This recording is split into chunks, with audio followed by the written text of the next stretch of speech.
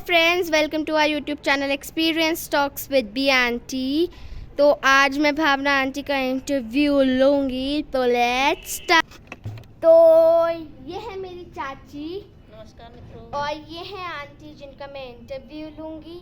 Aunty, आप अपना introduction हमारे फ्रेंड्स को दीजिए। नमस्कार मित्रों, मेरा नाम भावना बिष्ट, मैं नैनीताल में रहती हूँ और मैं हाउसवाइफ हूँ और अपनी गृहस्थी चलाते चलाते मैं जितना मुझसे हो सकता है मैं समाज सेवा करती हूँ। ठीक है, तो आंटी आप बताइए कि आप समाज सेवा करते हुए आपको कितने साल हो चुके हैं? समाज सेवा तो देखो, मैं जब विद्यार्थी जीवन से मेरे अंदर था कि मैंने कुछ करना है समाज के लिए, तो मैं जितना वैसे हो सकता था उस समय भी तो मैं करती थी। अपने आसपास के लोगों को पढ़ाना फ्री में और अपने जो आसपास के लोग जो बुढ़े लोग होते थे उनको हॉस्पिटल तक पहुंचाना, ये मेरी माँ भी करती थी, तो उसके साथ साथ मैं भी उनके साथ कभी चली जाती थी। और जैसे हमारे वहाँ होती ना अगल बगल में, उनके हस्बैंड आर्मी में होते थे तो उनको चिट्ठी लिखना नहीं आता था, तो उनकी चिट्ठियाँ लिखना, उन तक पहुँचाना सबसे बड़ा ये होता था। कुछ हलवा सबसे पहले अपनी पढ़ाई भी होती थी, साथ में फिर उनको टाइम देती थी कि इस टाइम पर चलो अपना काम छोड़ के मैं उनके लिए लेटर लिखना, फिर उनके लेटर को पढ़ा के उनको सुनाना, सबसे बड़ी सेवा ये थी मेरे लिए। तो मेरे दिल को बहुत सुकून लगता था कि इनकी कुशल एक दूसरे को मिल जा रही है। ठीक है। और ब्लड जो हमारे कभी एक्सीडेंट हो जाते थे तो ब्लड की बहुत ज़रूरत पड़ती थी। हम 18 साल के भी नहीं हुए थे तो फिर हम हॉस्पिटल पहुंच जाते हैं, हम ब्लड देते हैं, तो अस्पताल वाले वहाँ कहते थे कि तुमको हॉस्पिटल में अभी 18 साल, फिर हम 18 साल से बड़े वालों से संपर्क करते थे कि 18 साल जिसको हो गए कि ब्लड देने से कोई कमजोरी नहीं होती, आइए इनकी जान बचाइए। आप सच्ची में हमारे लिए प्रेरणा है, क्योंकि हम अभी भी ऐसे ही करेंगे, आपकी तरह बनने की कोशिश करेंगे। आंटी, अब आप किस किस क्षेत्र में काम करती हैं?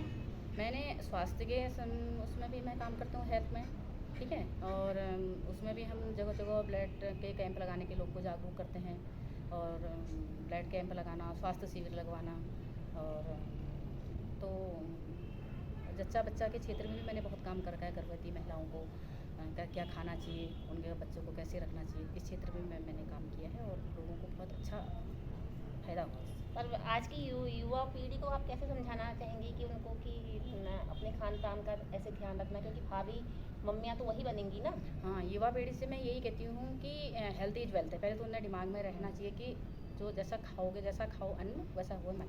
ये तो एक टॉपिक उन्हें मन में रखना चाहिए, ठीक है। और जैसे आजकल चाउमीन मोमोज में ज़्यादा ध्यान बच्चे दे रहे हैं, तो मैं इनसे ये कहूँगी कि अपना घर का खाना, घर का जो है दाल घर का चावल वैसे ही बहुत पौष्टिक होता है। पौष्टिक है, तो हरी सब्जियाँ तो इन लोगों को खाइए। गर्भवती महिलाएं देखो, जब से माँ अपना कंसीव कर लेती है उसी दिन से सारा बच्चा का उत्तरदायित्व माँ पर आ जाता है कि उसने कैसे खाना है, कैसे उठना है, कैसे बैठना है, क्या सोचना है। आहार, विहार, विचार, 3 चीज़ें उसने अपने मन में रखनी चाहिए कि कैसा उसने आहार लेना है, कैसे उसने विचार रखने हैं, ठीक है। और अच्छे अच्छे जैसे हमारे भगवद गीता है, रामायण है, गायत्री मंत्र है, इनको पढ़ें और अच्छे अच्छे जगह घूमने जाएँ, मंदिरों में जाएँ, बाग बगीचों में जाएँ, अच्छे विचार रखें। और उनका भोजन में ऐसा है कि तिरंगा झंडा होता है हमारा, 3 रंग होते हैं उसमें तिरंगे में, तो उस टाइप का भोजन उन्हें अपने खाने में शामिल करना है। हरा रंग, ठीक है, सबसे ऊपर से कौन सा रंग होता है? केसरी, है ना, उसमें सारे मिनरल मिल जाते हैं उनको। जो हमारा वाइट रंग होता है उसमें सारे कैल्शियम मिल जाते हैं, जितने वैसे मूली और जो नीचे ग्रीन होता है उसमें सारे आयरन मिल जाता है। इससे हरी सब्जियाँ वगैरह खानी चाहिए, ठीक है। और लोहे की कढ़ाई में ज़रूर खाना चाहिए। महक है ना, महक, एक महक शब्द है ना, उसको बहुत ज़रूरी याद करना है कि मौ मतलब मड़वा, ह मतलब हरी सब्जी और क मतलब कढ़ाई, ठीक है। ठीक है। अब आप कुछ आप एनवायरनमेंट के भी क्षेत्र में करती हैं? एनवायरनमेंट में भी हमने सफाई के बारे में एक हमारा मिशन बटरफ्लाई प्रोजेक्ट काम करता था, इसमें भी हमने बहुत साल 5-6 साल काम किया।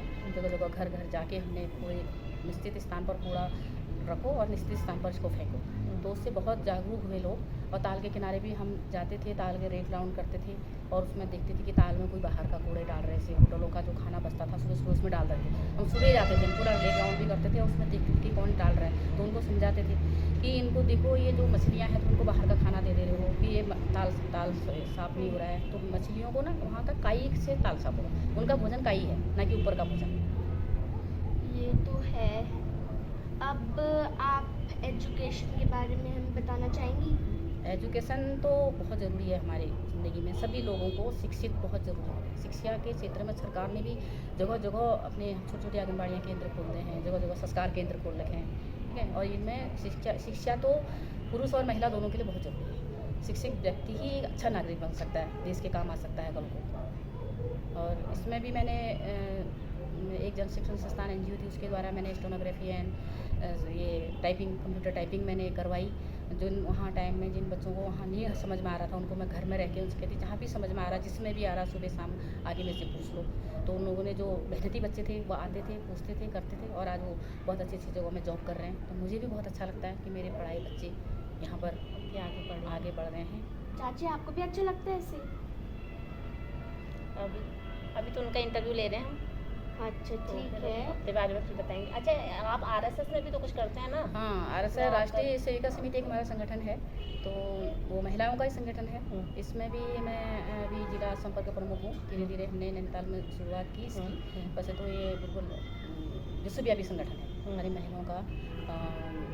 कम से कम 102 देशों में हमारा संगठन काम कर रहा है, और बहुत महिलाएं इसमें बढ़ चढ़ के अच्छा अपना समाज का भी काम कर रही हैं, देश का भी काम कर रही हैं।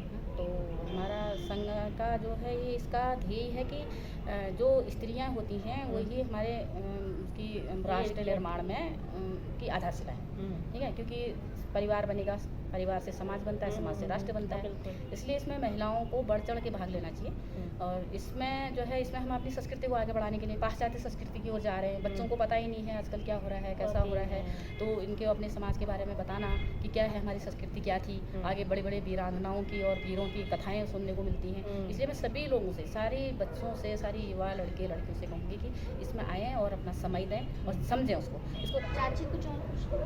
अभी तो इतना ही पूछना है फिर। ठीक है। तो अभी आप जैसे युवा पीढ़ी को किस तरीके से इसमें बताएंगी कि युवा पीढ़ी से मैं यही कहती हूँ कि अपने लाइक का, समाज का काम, छोटा बच्चा भी हो, अपने लेवल का करो। हाँ, अपने लेवल जैसे का। आपने ही बोला ना कि मैं लेटर पढ़ देती थी, वो भी हाँ, बहुत बड़ा अपने उसको लेवल मैं का। सबसे ज़्यादा समझती हूँ। वो औरतें अपने लेवल इतना का। आशा से मेरे आगे बैठी रहती थी, स्कूल से आती थी, चिट्ठी लेके उनके हाथ में होती थी और कहती, भावना चिट्ठी पढ़नी है। मैं सबसे पहले ड्रेस बदल के छोड़ के उनको सबसे पहले वो कहानी, वो चिट्ठी पढ़ के सुनाती थी। और ये भी होता था कि औरों के सामने नहीं, सासों के सामने नहीं कहना कि हस्बैंड वाइफ का चिट्ठी थी, तो अलग कमरे में उनको ले जाना, या बिना अपना चेंज से पहले नहीं करे हुआ, कि उनको उत्सुकता रहती थी। वो दिन से लेटर आ जाती थी, शाम तक वो मेरे इंतजार में रहती थी कि फिर कोई दूसरा मैं पढ़ ले, मैं देख ले। तो वही मतलब कि अपने अपने लेवल का, जैसे यही भव्या ही है। आप इनको क्या कह सकते हो? यही मैं कहती हूँ कि अपने लाइक का सबसे पहले तो घर में ही अपने मम्मी पापा का आदर करना चाहिए, ठीक है। और घर से अपने मतलब उसमें, और ये है कि अपनी ओर से तन मन धन से, जिसको किसी का तन होगा तन से सेवा करेंगे, किसी के पास मन होगा,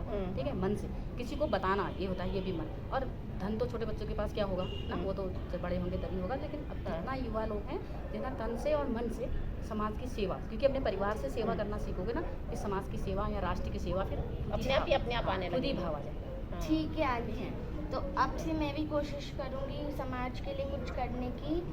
तो और ठीक वैसे है भी हमारी फ्रेंड। भैया बहुत अच्छी है, बहुत समझदार है, और इसको बहुत समय से मुझे कह रही थी, मैं टाइम नहीं दे पा रही थी इसको, आज मैंने इसको टाइम दे दिया। थैंक यू आपका। तो ठीक है, हमारा इंटरव्यू हो गया। अब हम मिलते हैं नेक्स्ट वीडियो में विद अदर एक्सपीरियंस। तो तब तक के लिए bye, and don't forget to like, share, subscribe to our channel. Bye. Good luck.